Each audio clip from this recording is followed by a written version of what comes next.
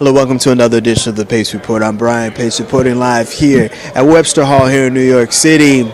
Pianist and band leader Jon Batiste has been a trailblazer as far as his generation bringing the music of jazz outside of the box. And what I mean by that, he hails his music as social music, in which he incorporates a lot of American roots music ranging from jazz, R&B, blues, zydeco, hip-hop, and all other American music in between, and he's made it his own.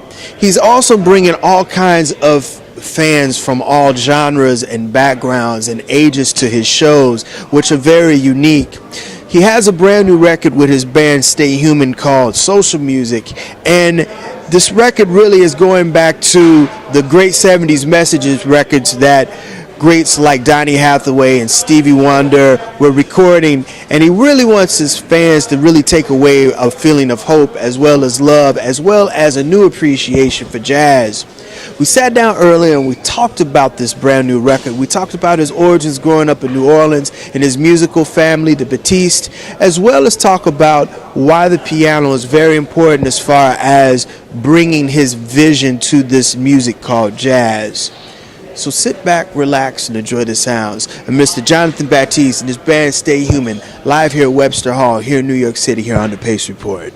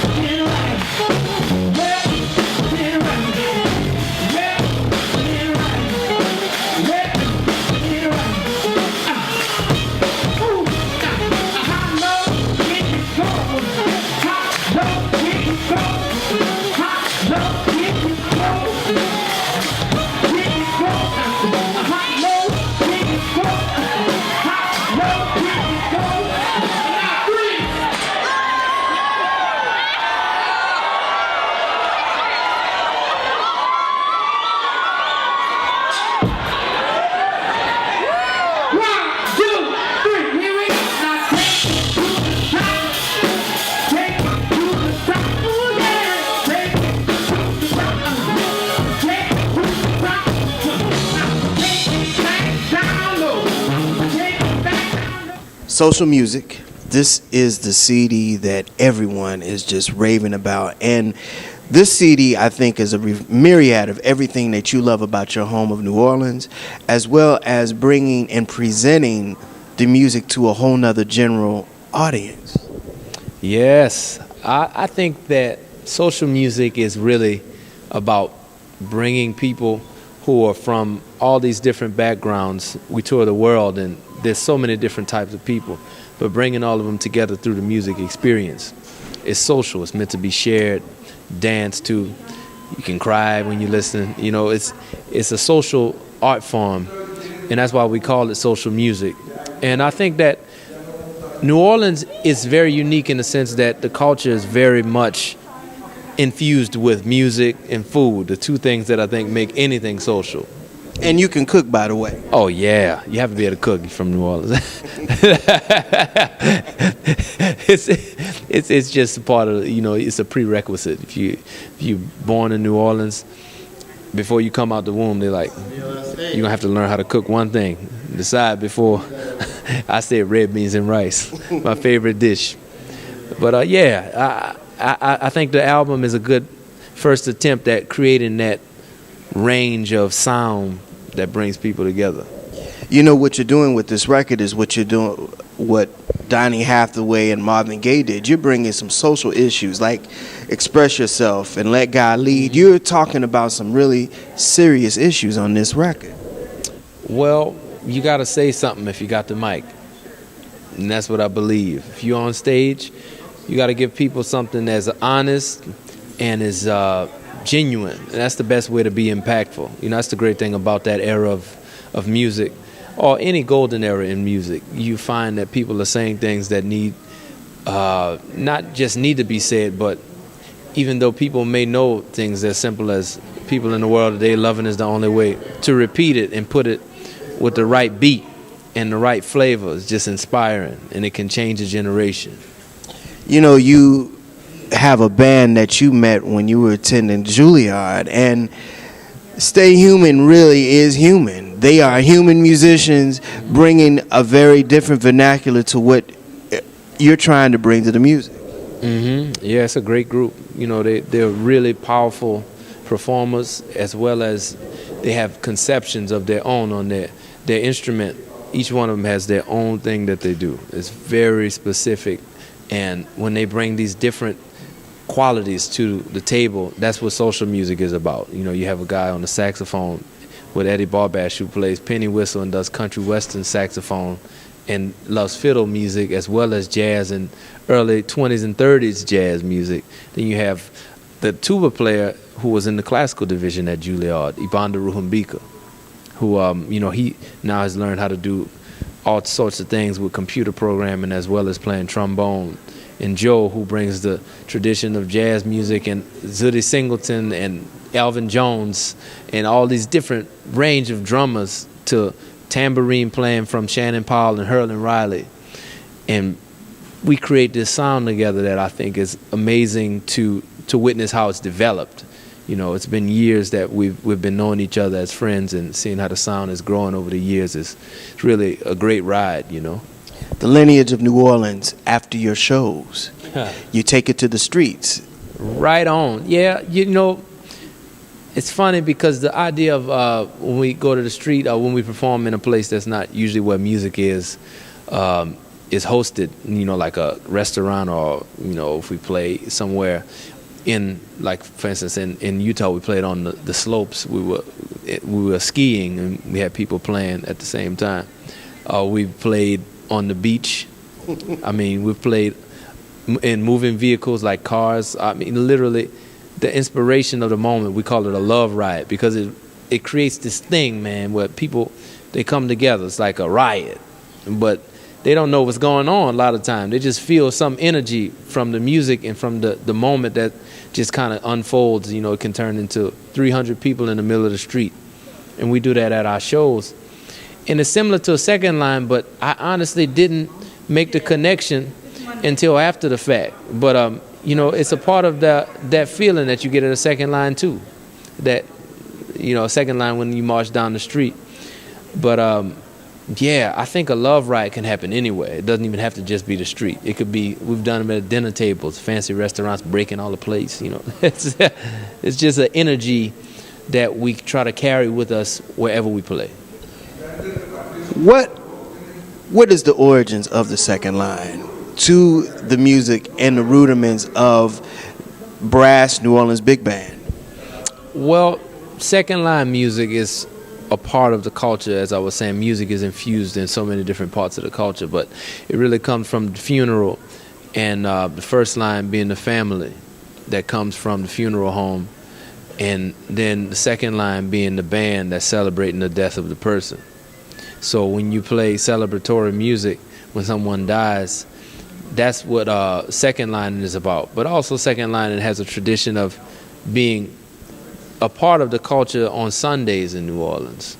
And every Sunday there's a second line. And it doesn't have to be if somebody died or not. It's just a part of what we do down in New Orleans. But the brass band is different than what we do at Stay Human in the way that the only brass that we have is the tuba. But he plays the tuba, which is usually the sousaphone in the second line music. And I'm playing the harmonica board, which, or melodica, whichever you want to call, is it's a reed instrument. When we have the saxophone and the tambourine, which is usually the drumming duties are split between a snare drum player and a bass drum player who has also a cymbal on the bass drum mounted on the top of it. So it's there's similarities and there's differences, but the beauty of it is that it's mobile. You can take it anywhere you're going.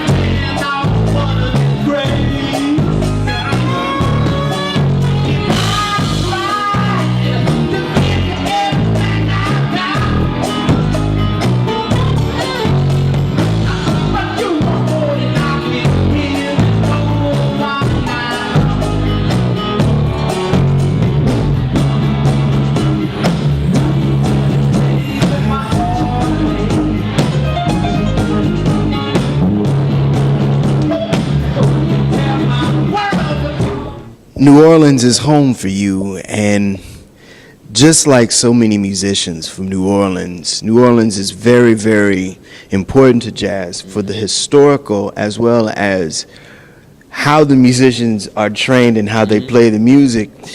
We understand that you started around 8 o'clock with the famous Batiste family. Oh, well, the Batiste family, my family, and also there are Batistes that I'm not directly related to, but I'm sure somewhere down the line we're related. But the music is in the air, so to speak.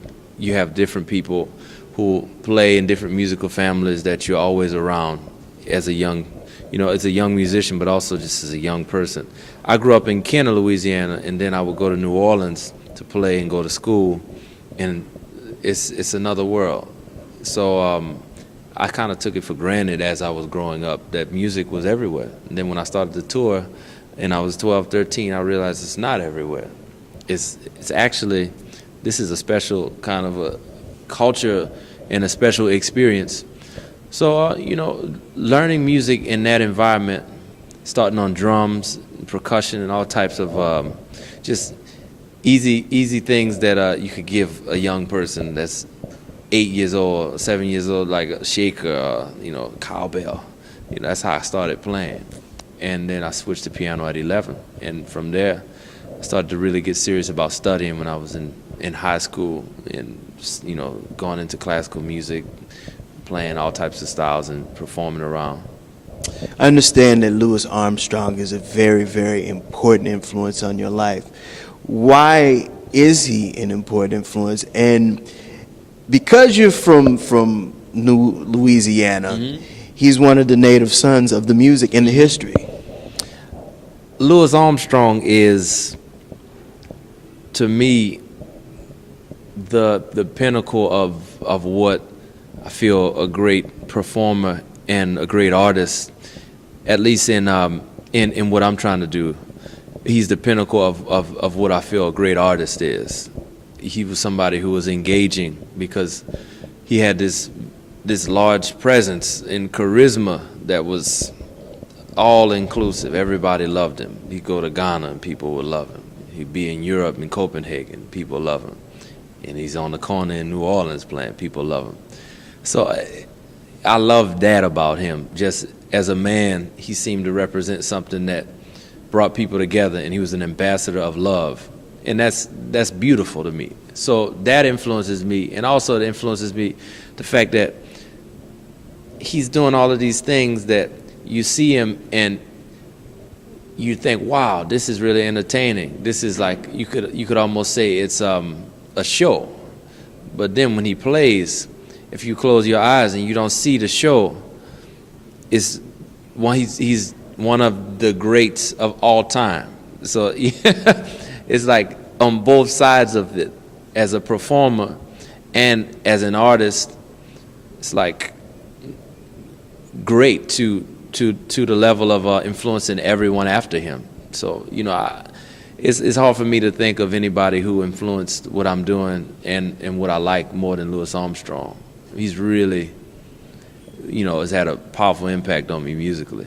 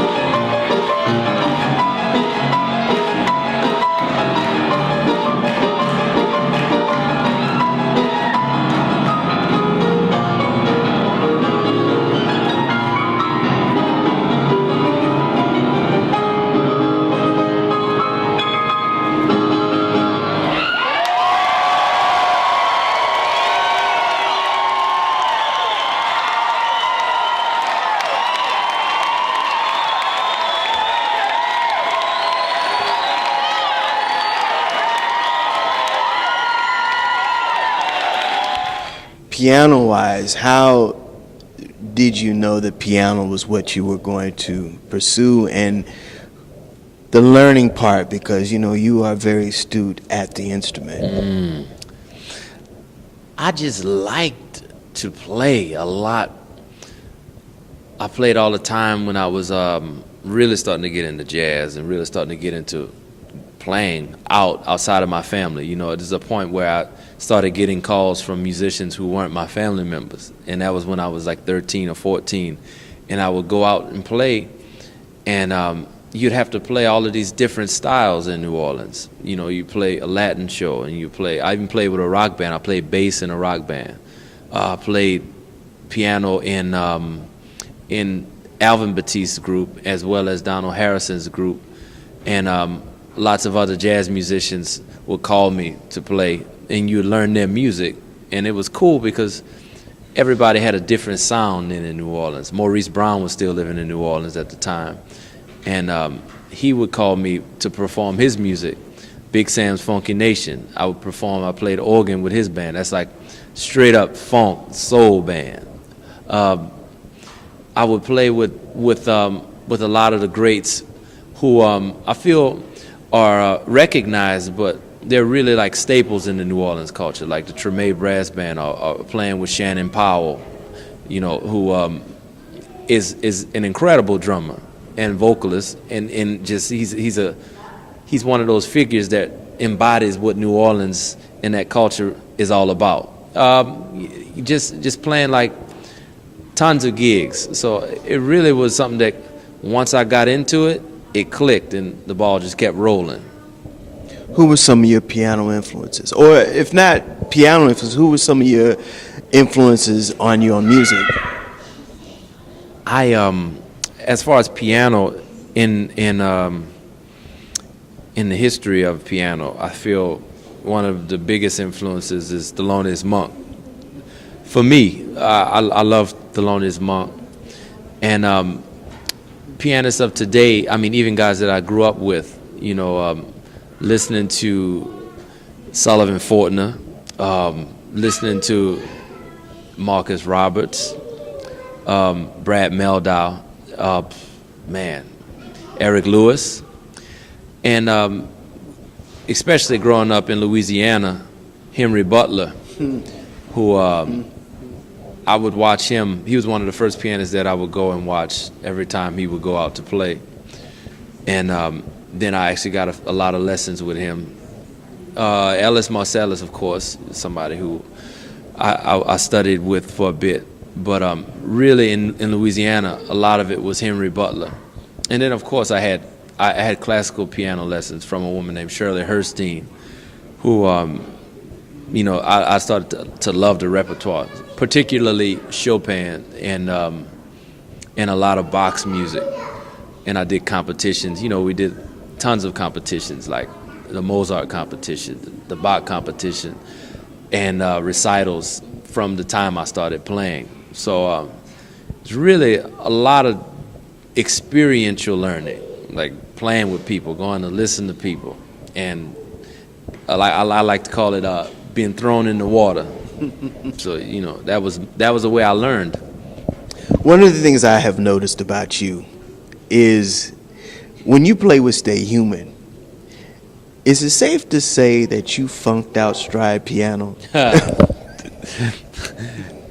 I think that all jazz and all styles of music, if you think about stride or you think about the older styles particularly, like things before 1930, I think they're all very ripe for a contemporary interpretation, because you just don't hear it a lot. And when you do hear it, it's done in the context of this is old music that we're preserving. And I think that that's fine. But as an artist, I'm very interested in figuring out ways to take old styles that I love, like stride and ragtime, and play them in a way that you might not even know that I'm drawing from stride and ragtime, but it sounds fresh. It's like, man, that's fresh. because I think those styles have a lot of engaging qualities. You know, stride piano is just uplifting. When you see somebody playing, dun, dun, dun, dun, dun, dun, dun, I mean, it's amazing. So I love that, and I love playing it. It's really more about, as an artist, I love that rather than I'm trying to preserve it. You know what I mean? That'll do it again for another edition of the Pace Report, reporting live here at Webster Hall here in New York City. I'd like to personally thank the talented Jonathan Batiste for his time, as well as members of Stay Human, also the staff and management here at Webster Hall for their warm hospitality. As always, please visit my website, www.thepacereport.com, for my weekly column, as well as my past segments. Until next time, remember, if it's in the groove, it'll make you move. Till next time, peace.